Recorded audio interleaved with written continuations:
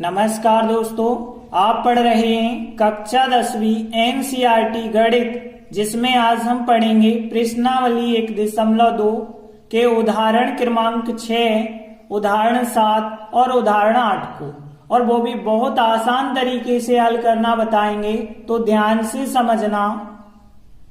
तो देखिए उदाहरण 6 है, संख्याओं 6 और 20 के अभाज्य गुणनखंड विधि से HCF मतलब महत्तम समापवर्तक और LCM मतलब लघुत्तम समावर्त हमें ज्ञात करने हैं। तो देखिए हम आपको अभाज्य गुणनखंड विधि पढ़ा चुके हैं, जिसमें हम अभाज्य संख्याओं की सहायता से गुणनखंड उनके ज्ञात करते थे।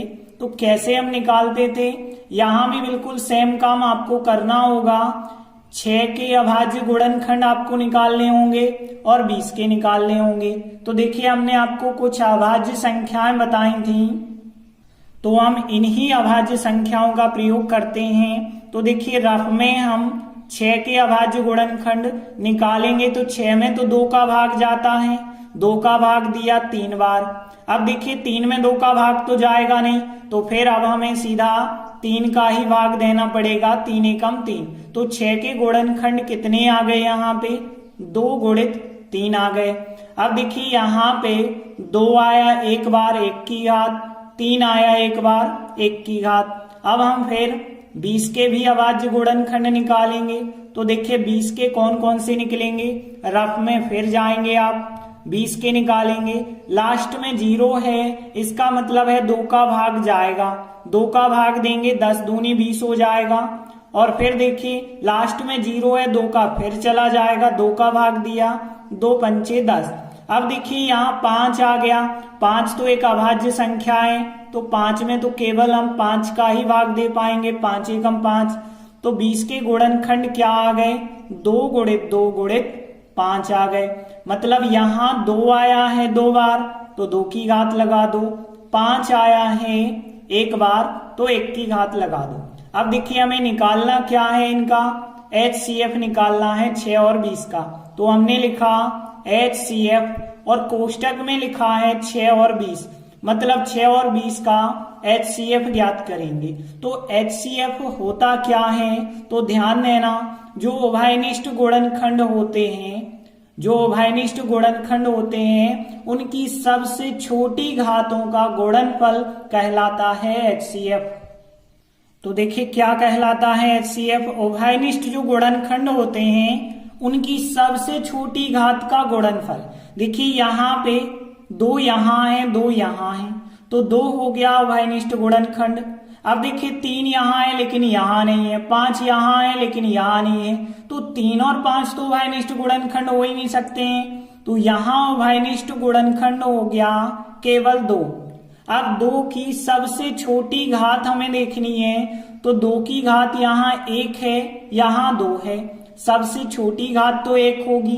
अब देखिए 2 पे 1 की घात का मतलब है 2 का केवल एक बार गुणा, तो आंसर क्या आ गया, फिर 2 आ गया। तो फिर 6 और 20 का HCF कितना हो गया, 2। अब हमें निकालना है LCM।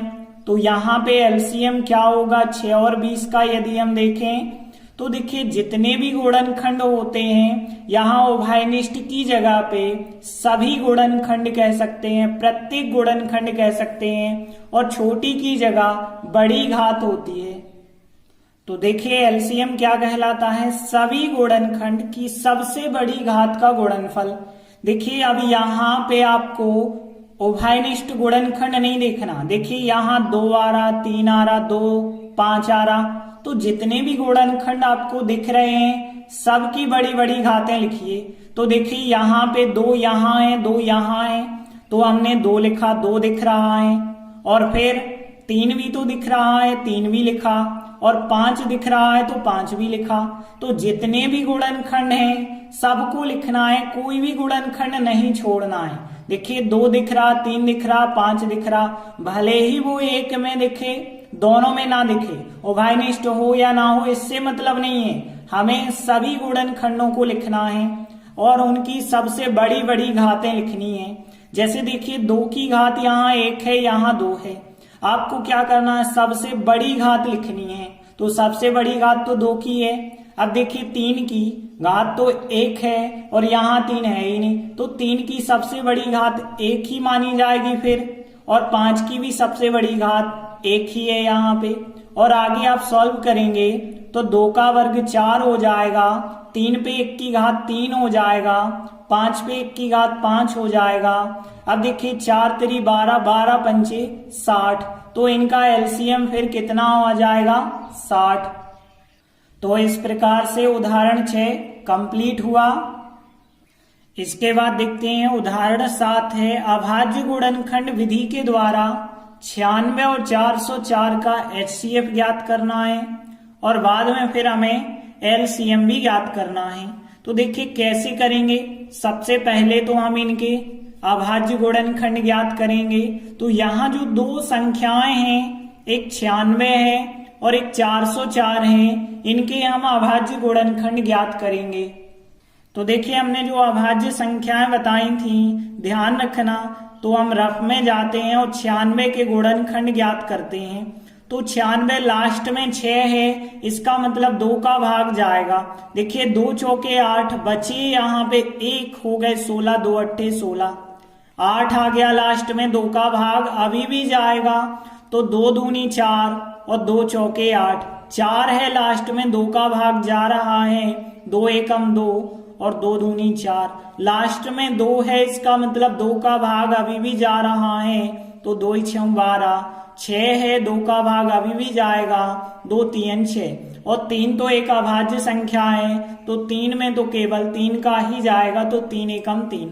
अब देखिए जो गुणनखंड आ गए वो इस प्रकार से आए कि 2 गुणित 2 गुणित 2 आए हैं 5 बार, और बाकी जो है 3 आया है 1 बार। तो यहाँ पे 2 आए हैं 5 बार, बाकी 3 आया है 1 बार।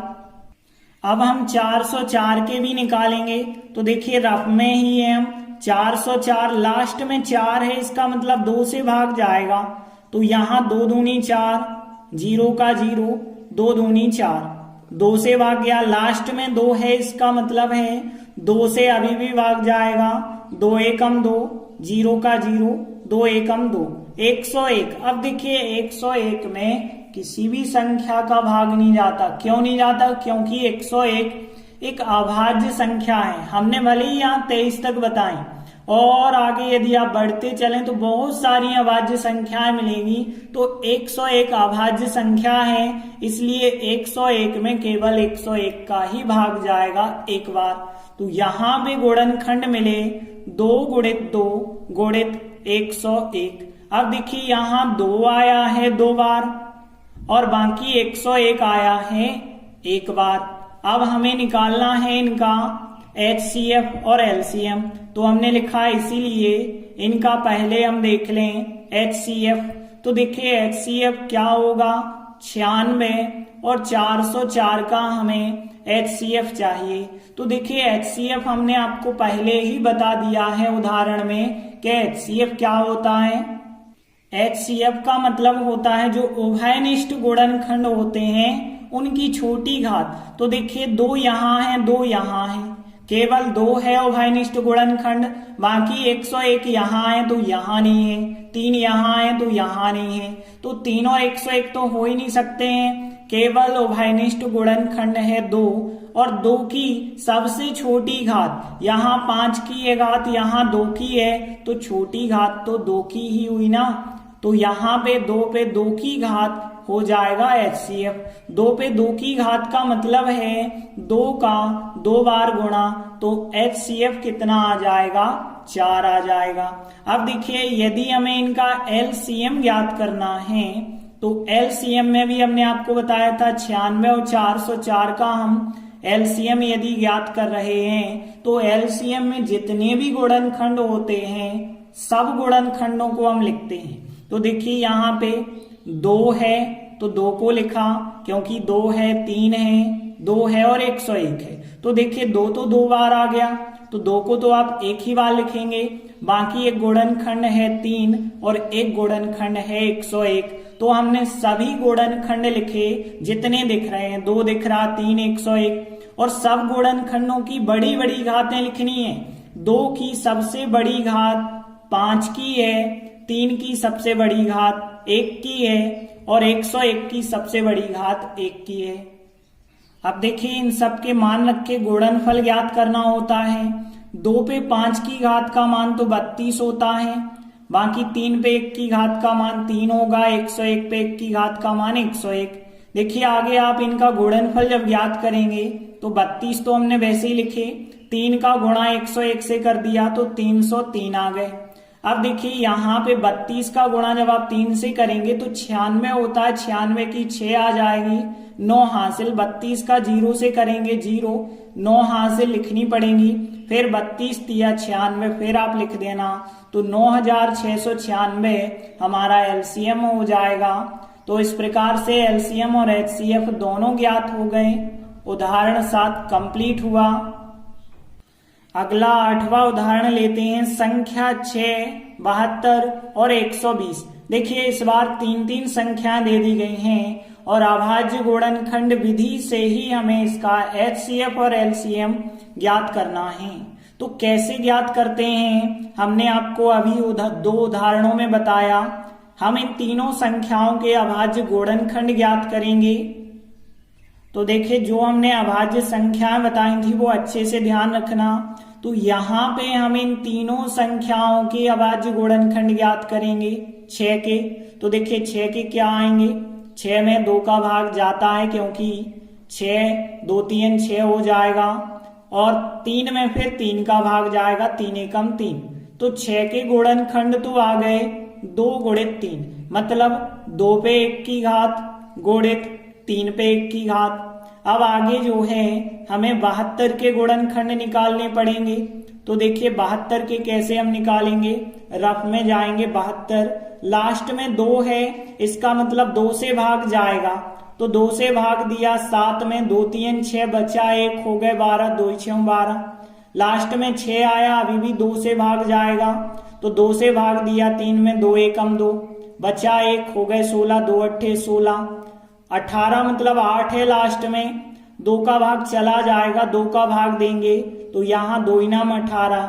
अब देखिए 9 आ गया, अब नहीं 2 का भाग जाएगा, तो 2 के बाद अगला नंबर आता है 3 का, 3 का भाग 9 में चला जाता है, तो 3 त्रिका 9, और 3 में 3 का ही भाग जाएगा, तो 3 एकम 3।